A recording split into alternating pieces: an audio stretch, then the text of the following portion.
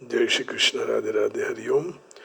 बंशीधरम तोत्रधरम नमामि मनोहरम मोहहरम च कृष्णं मालाधरम धर्मधुरम धरं च पार्थस्य सारथ्यकरं च देवं कर्तव्यदीक्षां च समत्वशिक्षां ज्ञानस्य भिक्षां शरणागतिं च ददाति गीता करुणाद्रभूता कृष्णेन गीता जगतो हिताय। श्रीमद्भगवद गीता जी अध्याय 13वां और श्लोक 25वां, जिसका तीसरा भाग है। कल हम पूरा नहीं कर पाए, आज उसमें आगे बढ़ेंगे। तो सांख्य योग और ध्यान योग की चर्चा कर दी। अब सांख्य योग का नाम है विवेक। उसी विवेक के द्वारा सत और असत का निर्णय किया जाता है। सत नित्य है, सर्वव्यापक है, स्थिर स्वभाव वाला है, अचल है, अव्यक्त है, अचिंत्य है, और असत चल है, अनित्य है, विकारी है और परिवर्तनशील है। ऐसे विवेक विचार से सांख्य योगी प्रकृति और उसके कार्य से बिल्कुल अलग हो जाता है और अपनी जात को, अपने जात में परमात्मा तत्व का अनुभव कर लेता है। ये सांख्य योग वालों की बताइए। अब कर्म योग कैसे करते हैं? तो दूसरे अध्याय के 47वें श्लोक से यहाँ कह रहे हैं कि अंतिम जो बात बताना जा रहे हैं कर्मयोग। तो कर्मयोग के बारे में तो बहुत चर्चा भगवान करेंगे, और यहाँ शुरू में ही कहते हैं कर्मण्येवाधिकारस्ते मा फलेषु कदाचन मा कर्म फल हेतुर्भुर्मा ते संगोस्त्वकर्मणि। कर्मणि, कर्तव्य कर्म करने में तेरा अधिकार है, फल में कभी तुम्हारा अधिकार नहीं है। माने फल की आशा नहीं करने की, ऐसा नहीं कहा है। भगवान की पूजा करके, नौकरी करके फल की आशा हर एक को होती है, लेकिन अधिकार उनका है। क्या देना है, कैसे देना है, कहाँ देना है, किस प्रकार देना है, ये भगवान के हाथ में है।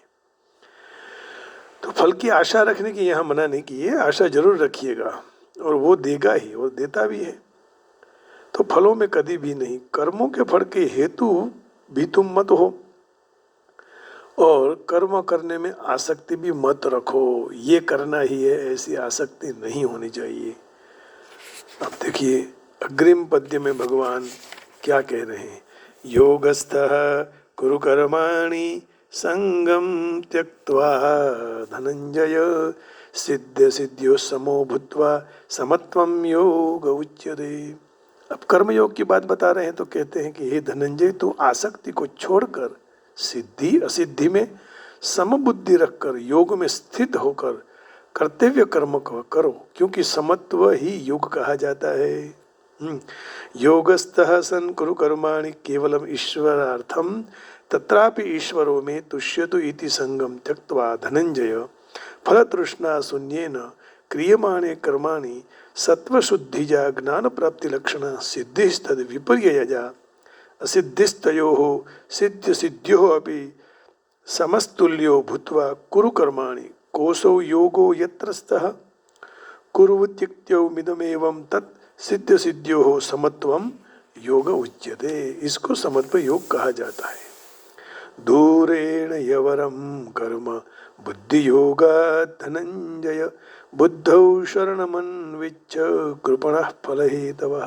बुद्धि योग समता करते सकाम कर्म दूर से अत्यंत निचली कक्षा का होता है। कोई भी काम में सकाम नहीं, निष्काम होना चाहिए। अतः ये धनंजय समबुद्धि ही आश्रय, समबुद्धि का ही आश्रय लो, क्योंकि फल के हेतु बनने वाले दीन कहे जाते हैं। कृपणा, जिसको लोभी भी कहा जाता है, फल की वो हेतु नहीं बनने का। बुद्धि युक्तो जहातीह उभे सुकृत दुष्कृते तस्माद् योगाय युज्यस्व योग कर्मसु कौशलम। समबुद्धि युक्त मनुष्य इस लोक में जीवित अवस्था में पुण्य और पाप दोनों को छोड़ देता है। इसलिए तो समत्व रूप योग में जुड़ जा, क्योंकि कर्मों में समत्व रूप योग ही कुशलता है। योग कर्मसु कौशलम, कर्मसु योग कौशलम, कर्मों में योग ही कुशलता है। कर्मसु कौशलम योग, अर्थात कर्म में कुशलता ही योग है। कर्मजं बुद्धियुक्ता हि फलं त्यक्त्वा मनीषिणः जन्मबंध विनिर्मुक्ता पदम गच्छन्त्यनामयम्। क्योंकि समबुद्धि से युक्त ज्ञानी साधक कर्मों से उत्पन्न होने वाले फलों को अर्थात संसार मात्र का त्याग करके जन्म रूपी बंधन से मुक्त होकर निर्विकार पद को प्राप्त हो जाते हैं। फिर क्या होता है आगे, यदा ते मोह कलिलम बुद्धिर्व्यतितरिष्यति तदा गंतासि निर्वेदम श्रोतव्यस्य श्रुतस्य च। जब तेरी बुद्धि मोह रूपी कणन को, कलिलम माने कीले को ठीक तरह से पार कर लेगा, तब उसी समय सुने हुए बाकी रहे हुए इस लोक और परलोक के संबंध से सारे भोग के प्रति तुम्हारा वैराग्य उत्पन्न हो जाएगा। तो वैराग्य का कहा कि वैराग्य होना चाहिए। बिना वैराग्य ज्ञान सिद्धि नहीं होती, बिना वैराग्य कर्म सिद्ध नहीं होता, बिना वैराग्य भक्ति भी सिद्ध नहीं होती। तो ध्यान योग भी बिना वैराग्य सिद्ध नहीं होता, कर्म योग भी बिना वैराग्य सिद्ध नहीं होता, और सांख्य योग भी बिना वैराग्य सिद्ध नहीं होता। वैराग्य सबका मूल है। श्रुति विप्रतिपन्ना ते यदा स्थास्यति निश्चला समाधावचला बुद्धि तदा योगमवाप्स्यसि। जब शास्त्रीय मतभेदों से विचलित हुई तेरी बुद्धि निश्चल हो जाएगी और परमात्मा में अचल हो जाएगी, तब तू योग को प्राप्त हो जाएगा। उससे पहले योग प्राप्त नहीं होने वाला है। अब देखिए तीसरे अध्याय के 7वें श्लोक, तीसरा अध्याय और 7वें श्लोक से भी भगवान ने कर्म की चर्चा की है। यस्त्विन्द्रियाणि मनसा नियम्यारभते अर्जुन कर्मेन्द्रियैः कर्मयोगम असक्तस्य विशिष्यते। परंतु हे अर्जुन, जो पुरुष मन के द्वारा इंद्रियों को वश में करके अनासक्त होकर निष्काम भाव कर्मेंद्रिय सारी इंद्रियों के द्वारा कर्मयोग का आचरण करता है, वही श्रेष्ठ है। नियतं कुरु कर्मत्वं कर्मज्ञायो य कर्मणः शरीर यात्रा पिचतेन प्रसिद्धेद कर्मणः। तो शास्त्र विधि के नियत किए हुए कर्तव्य कर्म को कर, क्योंकि कर्म न करने से कर्म करता रहना श्रेष्ठ है, और कर्म न करने से तेरा शरीर निर्वाह भी सिद्ध नहीं होगा। कई लोग संतों को, गुरुजनों को देखकर, वो गुरुजन सुबह में उठकर काम करते हैं तो बोले आपको क्या करने की जरूरत है, लेकिन कर्म तो सबको करना पड़ता है। बिना कर्म कोई रह ही नहीं सकता है, रहना भी चाहिए नहीं चाहिए। जन्म कोटि लगी रगर हमारी बरहूँ शंभु न रहूँ कुमारी तजऊ न नारद करयुपदेशु आपु कहीं सत बार महेशु।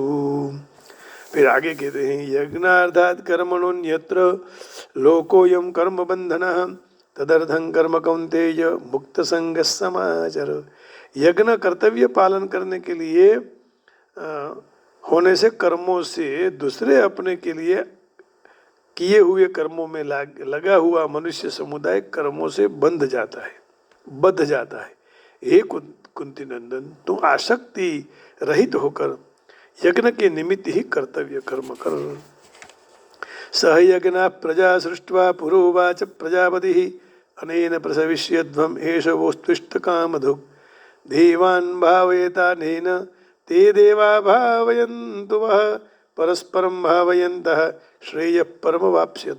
प्रजापति ब्रह्मा जी ने सृष्टि के आरंभ में कर्तव्य कर्मों की विधान सहित प्रजा मनुष्य आदि की रचना कर उन्होंने खास करके मनुष्य को कहा कि तुम लोग कर्तव्य कर्म के द्वारा सबकी वृद्धि करो, और इस कर्तव्य कर्म रूपी यज्ञ आप सबको कर्तव्य पालन की आवश्यक सामग्री देने वाले हो। यह अपने कर्तव्य कर्म के द्वारा आप लोग देवताओं को उन्नत करो, हम लोग संध्या पूजा वंदन भक्ति पूजा पाठ करेंगे तो देवताओं को बल मिलता है। तो देवताओं अपने कर्तव्य कर्म के द्वारा आप सबको उन्नत करेंगे। तो इस तरह एक दूसरे को उन्नत करते हुए आप सब परम कल्याण को प्राप्त हो जाओगे। तो इसलिए सुबह में उठकर संध्या वंदन प्रातः स्मरण करने की जरूरत है। इष्टान भोगान हि वो देवा दास्यन्ते यज्ञ भाविता तैर्दत्तान प्रदायेभ्यो यो भुंक्ते स्तेन एव सः। यज्ञ के द्वारा किया हुआ पुष्ट किए हुए देवता भी आप सबको बिना मांगे कर्तव्य पालन की इच्छित सामग्री देते रहेंगे।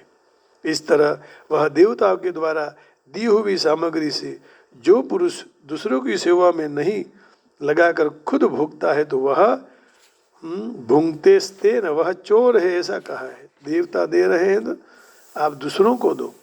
यज्ञ शिष्टाशिन संतो मुच्यन्ते सर्वकिल्बिषैः भुंजते ते त्वगम पापा ये पचन्त्यात्म कारणात्। यज्ञ शेष योग का अनुभव करने वाले श्रेष्ठ पुरुष सर्व पापों से मुक्त हो जाते हैं।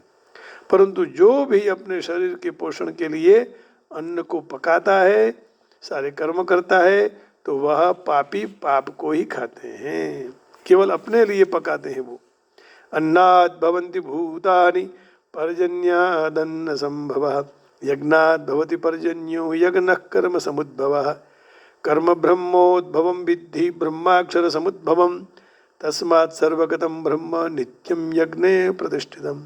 सारे प्राणी अन्न से उत्पन्न होते हैं। अन्न की उत्पत्ति से वर्षाद, और वर्षाद यज्ञ से होता है, तो यज्ञ कर्मों से संपन्न होते हैं। तो कर्मों को तू वेद से उत्पन्न हुए जान, वेद से परमात्मा की प्रकट हुए हैं अविनाशी ऐसा भी जानो। इसलिए सर्वव्यापी परमात्मा यज्ञ कर्तव्य कर्म में सदाए प्रतिष्ठित है। एवं प्रवर्तितं चक्रम नानुवर्तयति ययः अघायुरिंद्रिया रामो भोगम बार्धस जीवति। हे पार्थ, जो मनुष्य इस लोक में इस तरह परंपरा से प्रचलित सृष्टि चक्र को नहीं अनुसरता, अर्थात अपने कर्तव्य का पालन नहीं करता, तो वह इंद्रियों के द्वारा भोगों में खेलने वाला अघायु पापमय जीवन बीतने वाला मनुष्य इस संसार में व्यर्थ जी रहा है।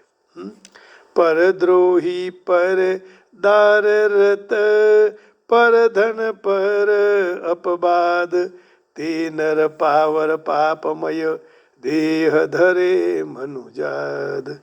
यह हमारी अति बड़ी सेवकाई लेहिन बासन बसन चोराई।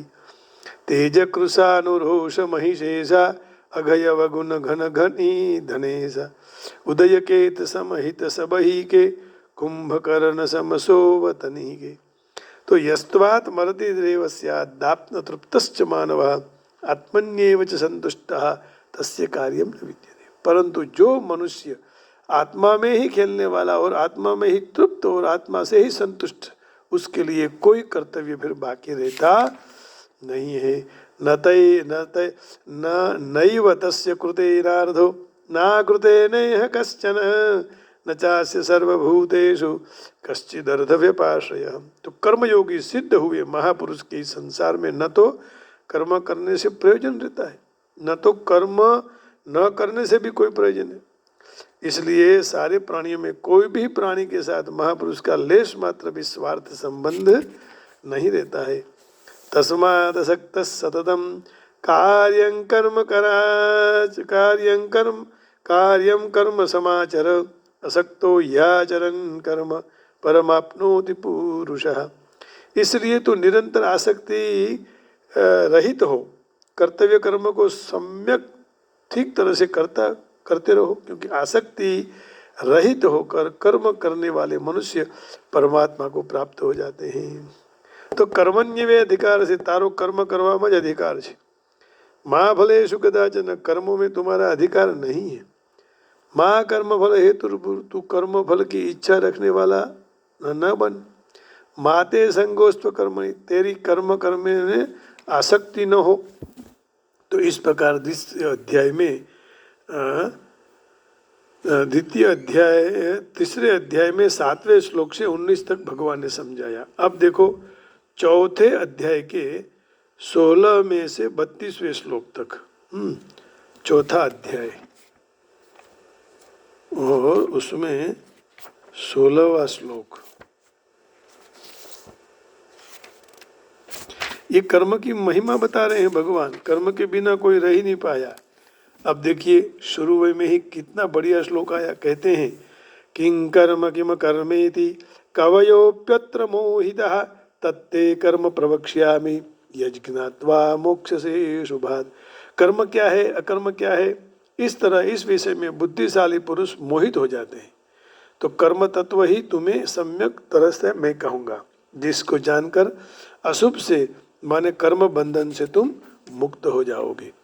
कर्मणो यपि बोद्धव्यम बोद्धव्यम च विकर्मणः अकर्मणश्च बोद्धव्यम गहना कर्मणो गति। कर्मों का स्वरूप भी जानना चाहिए, अकर्म का स्वरूप भी जानना चाहिए, इसलिए विकर्म का स्वरूप भी जानना चाहिए, क्योंकि कर्म की गति अति गहन है, समझना बहुत कठिन है। कर्मण्य कर्म यः पश्येद कर्मणि च कर्म यः स बुद्धिमान मनुष्येषु संयुक्त कृष्ण कर्म कृत। जो मनुष्य कर्म में अकर्म देखता है और जो अकर्म में कर्म देखता है वह सारे मनुष्यों में बुद्धिशाली है और वह योगी है, समस्त कर्म करने का कृतकृत्य है, कृतकृत्य हो जाता है। यस्य सर्वे समारंभा काम संकल्प वर्जितः ज्ञानाग्निदग्ध कर्माणम तमाहु पंडितम बुधा। जिनके संपूर्ण कर्मों का आरंभ कामना के संकल्प के रहित है, जिसके सब कर्म ज्ञान रूपी अग्नि से जल गए हैं, तो ऐसे महापुरुष को ज्ञानी जन पंडित कहते हैं। त्यक्त्वा कर्म फलासंगम नित्य तृप्तो निराशयः कर्मण्यभिप्रवृत्तो भी नैव किंचित करोति सः। तो जो भी कर्म फल की आसक्ति को त्याग कर आश्रय से रहित किया जाता है तो वह सदा तृप्त है। तो कर्मों में अच्छी तरह से बर्तन करने वाला होते हुए भी वास्तव में कुछ नहीं करता है। निराश्रियत चित्तात्मा त्यक्त सर्व परिग्रह शारीरम केवलम कर्म कुर्वन्नाप्नोति किल्बिषम। जिसने शरीर अंतःकरण ठीक तरह से वश में किया है, जिनको सब प्रकार के संग्रह का परित्याग कर दिया है, ऐसा इच्छा रहित कर्मयोगी केवल शरीर संबंधी कर्म करते हुए भी पाप को प्राप्त नहीं होता है। यद्रच्छालाभ संतुष्टो द्वंद्वातीतो विमत्सरः समसिद्धावसिद्धौ च कृत्वापि न निबध्यते। इच्छा रहित अपने आप मिले हुए पदार्थ में जो संतुष्ट रहता है और जिसमें ईर्ष्या का सर्व तरह से अभाव हो गया है, द्वंद्व से रहित है, सिद्धि और असिद्धि में सम है, कर्म करते हुए भी कर्म से बंधन में नहीं आता है। ऐसा कभी हो सकता है? हो सकता है यदि ऐसा जीवन जिए तो। गत संगस्य मुक्तस्य ज्ञानावस्थित चेतसः यज्ञायाचरतः कर्म समग्रम प्रबलीयते। जिनकी आसक्ति सर्वथा नष्ट हो चुकी है, जो मुक्त हो गया है, जिनकी बुद्धि स्वरूप के ज्ञान में स्थित है, ऐसे केवल यज्ञ के लिए कर्म करने वाले मनुष्य के समस्त कर्म नष्ट हो जाते हैं। ब्रह्मार्पणम ब्रह्म हविर्ब्रह्माग्नो ब्रह्मणाहुतम ब्रह्मैव तेन गंतव्यम ब्रह्म कर्म समाधिना। अर्पण माने जिनके द्वारा अर्पण किया जाता है। सुख श्रुव आदि पात्र भी ब्रह्म है। हवन में जो करने के लिए द्रव्य तल जव घी आदि है वो भी ब्रह्म है। ब्रह्म रूपी होता द्वारा ब्रह्म रूपी अग्नि में होमने की क्रिया जो है वो भी ब्रह्म है। ऐसा यज्ञ करने वाला जो मनुष्य को ब्रह्म में कर्म समाधि में स्थित हो जाता है, उसके द्वारा मिलने वाला पात्र फिर भी वो भी ब्रह्म है। सब ब्रह्म ब्रह्म है। गुजराती में कहा है कि ब्रह्म ब्रह्म के पास लटका करे। दैवमेवा परे यज्ञम योगिनः पर्युपासते ब्रह्माग्नाव परे यज्ञम यज्ञे नैवोपजुह्वति। दूसरे योगी जन दैव भगवत अर्पण रूपी यज्ञ का अनुष्ठान करते हैं। अन्य योगी जन ब्रह्म रूप अग्नि में विचार रूपी यज्ञ के द्वारा जीवात्मा रूपी यज्ञ का होम करते हैं। श्रोत्रादीनिन्द्रियाण्यन्ये संयमाग्निषु जुह्वति शब्दादीन विषयानन्य इंद्रियाग्निषु जुह्वति। कई योगी श्रोत्र आदि इंद्रियों को संयम रूपी अग्नि में होमा करते हैं, और कई योगी जन शब्द आदि सर्व विषयों को इंद्रियों रूपी अग्नियों में होमते रहते हैं। सर्वाणि इंद्रिय कर्माणि प्राण कर्माणि चापरे आत्म संयम योगाग्नो जुहुवति ज्ञान दीपिते। अन्य योगी जन संपूर्ण इंद्रियों की क्रियाओं को और प्राणों की क्रियाओं को ज्ञान के द्वारा प्रज्वलित आत्म संयोग समाधि योग रूपी अग्नि में होम देते हैं। द्रव्य यज्ञास तपो यज्ञ योग यज्ञास तथा परे स्वाध्याय यज्ञान यज्ञाश्च यतय संसित व्रता। तो कई दूसरे तीक्ष्ण व्रत करने वाले प्रयत्नशील साधक द्रव्यमय यज्ञ करने वाले होते हैं, कई तपो यज्ञ करने वाले, और कई योग यज्ञ करने वाले, तो कई स्वाध्याय रूपी ज्ञान यज्ञ करने वाले होते हैं। अपाने जुहुवति प्राणम प्राणे पानम तथा परे प्राणापान गति रुद्ध्वा प्राणायाम परायण अपरे निहिताहारः प्राणन प्राणेषु जुहुवति सर्वेप्येते यज्ञविदो यज्ञक्षपित कल्मषः। दूसरे कई प्राणायाम परायण योगी हो अपान वायु में प्राणवायु को पूरक करके प्राण और अपान की गति को रोक कर कुंभक करके प्राणवायु में अपान वायु को होम देते हैं, रेचक करते हैं। और कई योगी नियम के मुताबिक आहार करने वाले प्राणों को प्राणों में होम देते हैं, और सारे साधक यज्ञ के द्वारा पापों को नाश करने वाले और यज्ञ को जानने वाले हैं।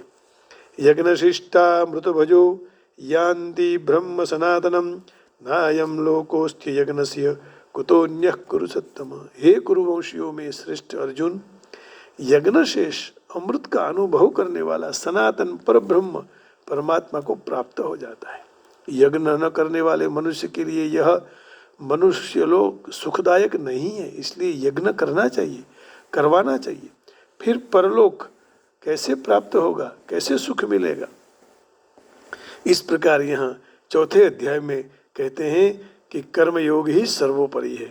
एवं बहुविधा यज्ञ वितता ब्रह्मणो मुखे कर्मजान विद्धितान सर्वान एवं ज्ञात्वा विमोक्ष्यसे।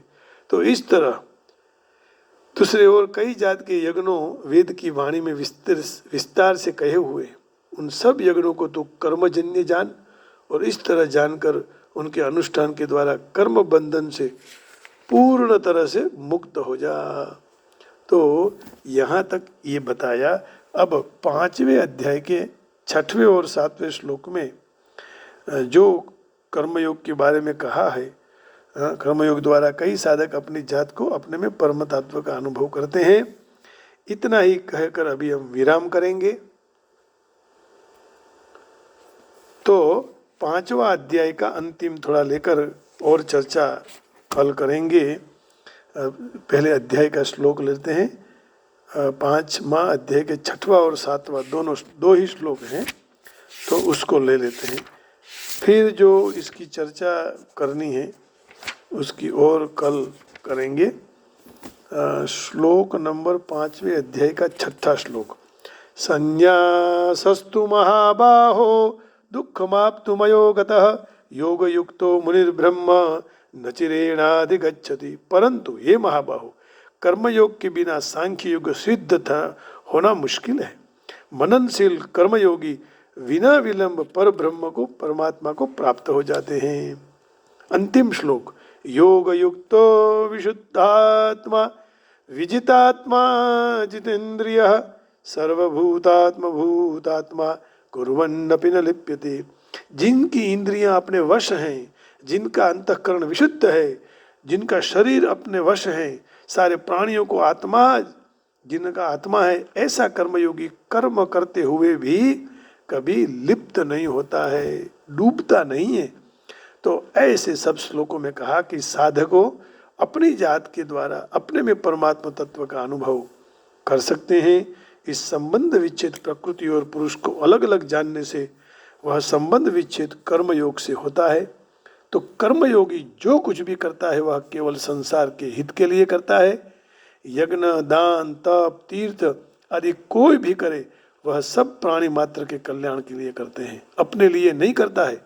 घर में भी यज्ञ करे तो वो विश्व कल्याण के लिए करना चाहिए। इसलिए कई कई बड़े बड़े संत महात्मा भारत में 108 यज्ञ करवाते रहते हैं। क्यों? सबके कल्याण के लिए। ऐसे करने से क्रियाओं के साथ पदार्थ, शरीर और आदि इसके संबंध विच्छेद हो जाता है और अपनी जात से अपने में परमात्मा तत्व का अनुभव होता है। तो मनुष्य स्वाभाविक अपने में देह का स्वीकार किया, माना हुआ है। इस मान्यता को दूर करने के लिए, अपने में परमात्मा तत्व को देखने के लिए देह की जगह अपने में परमात्मा को मानना, ये सबसे बड़ी आवश्यकता है। अपने में परमात्मा को देखना कर्ण निरपेक्ष हो, कर्ण सापेक्ष ज्ञान प्रकृति के संबंध से होता है। इसलिए साधक कोई कर्ण द्वारा परमात्मा में स्थित नहीं है और होता भी नहीं, परंतु स्वयं स्थित हो जाता है। और अपनी परमात्मा में स्थिति कोई कारण के द्वारा फिर हो ही नहीं सकती है, यदि दूसरी जगह मन लगा दिया तो पूर्व श्लोक में विवेक के महत्व का, मुक्ति का उपाय बताया। इसी तरह यहाँ ध्यान योग आदि अन्य उपाय बताए। गीता में ध्यान के द्वारा परमात्मा की प्राप्ति 6 अध्याय के 28वें श्लोक में कही। सांख्य द्वारा परमात्मा की प्राप्ति 2 अध्याय और 15वें श्लोक में कही। कर्मयोग के द्वारा परमात्मा की प्राप्ति 2 अध्याय के 71वें श्लोक में कही। बस यह परमात्मा प्राप्ति के स्वतंत्र साधन है। आप सबके हृदय में बैठे हुए परमात्मा को प्रणाम करके वाणी को विराम देता हूँ। श्री कृष्ण गोविंद हरे मुरारे, हे नाथ नारायण वासुदेवा। श्री कृष्ण गोविंद हरे मुरारे, हे नाथ नारायण वासुदेवा, हे नाथ नारायण वासुदेवा। श्री कृष्ण गोविंद हरे मुरारे। आप सबके हृदय में बैठे हुए परमात्मा को प्रणाम करके वाणी को विराम देता हूँ। जय श्री कृष्ण, राधे राधे, हरिओम, जय गणेशा, ओम नमः शिवाय, जय वेंकटेशा, जय गिरनारी, हरिओम। कल मिलेंगे।